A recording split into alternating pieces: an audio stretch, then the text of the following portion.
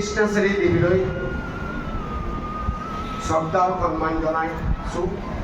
ইয়াৰ উপৰিও ইফতিকাৰ ইছলাম হাজৰিকা দেৱলৈ মোৰ সন্মান যাচিছোঁ। মোৰ যিখিনি মৰম স্নেহ আছে সেইখিনি যাচি আৰু আজিৰ এই দীঘলীয়া এটা সময় হয় জানো মই মোৰ ল'ৰা ছোৱালী মোৰ ছাত্ৰ ছাত্ৰীসকলে বক্তব্য প্ৰত্যেকজনে ক'ব পাৰে, প্ৰত্যেকজনে ক'ব পাৰিব আৰু সেই সময়খিনি যদি দিয়া হয় ময়ো অনুৰোধ কৰিছোঁ যে যিসকলে এই সভাখন পৰিচালনা কৰিছে ভাগে ভাগে মই তেওঁলোকক অনুৰোধ কৰিছোঁ যে আৰু দীঘলীয়া নকৰিব, কাৰণ দিন ছুটি হৈ গ'ল, ছোৱালীবিলাক আমাৰ ঘৰ পাব লাগিব। ফলস্বৰূপে ছোৱালীসকলেও আজি দেখোন নিজৰ আসনৰ পৰা উঠা নাই, কোনো হুলস্থুলো কৰা নাই। সেই সভাখনত ধৈৰ্য সহকাৰে মোৰ সহযোগী, মোৰ স্থায়ী, মোৰ সংসাৰৰ সহযোগী, মোৰ কৰ্মী দক্ষ আৰু ব্যাকৰণ এজন কৰ্মী হ'ল মোৰ সহধৰ্মিনী